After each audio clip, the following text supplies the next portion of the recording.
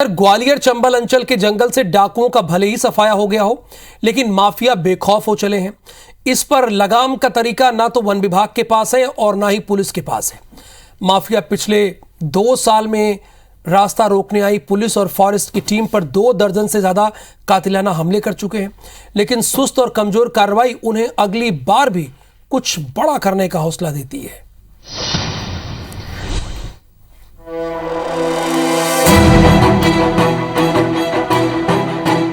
ग्वालियर चंबल इलाके में जंगलों की तासीर के हिसाब से माफिया का कारोबार चलता है।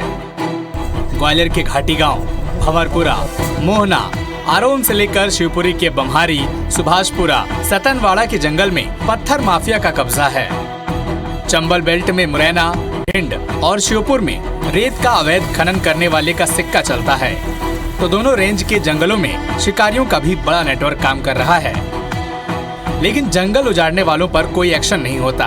यही वजह है कि माफिया बेखौफ हो गए हैं। चाहे शिकारियों का मामला हो, अवैध उत्खनन का, रेत का मामला हो, पत्थर का मामला हो, वहाँ पे इतने हौसले बुलंद हैं आज की तारीख में अपराधियों के कि वो पुलिस को कुछ समझ ही नहीं है, बल्कि उन पर अटैक कर रहे हैं। इसका मतलब ये है कि जो प्रशासनिक व्यवस्था है वो पूर्ण तरह से ग्वालियर चंबल में समाप्त हो गई है, हाशिए पे है और अराजकता की ओर ग्वालियर चंबल बढ़ रहा है। आपको ये जानकर हैरानी होगी कि पिछले 2 साल में ये माफिया खूनी साबित हुआ है। अप्रैल 2022 में चंदेरी के जंगल में वन अमले पर हमला हुआ, राइफल छीनी गई, टीम को पीटा गया, जिसमें 7 वनकर्मी घायल हो गए। साल 2021 में करेरा के खोड़ वन चौकी इलाके में पत्थर चोरों ने वन अमले पर हमला किया।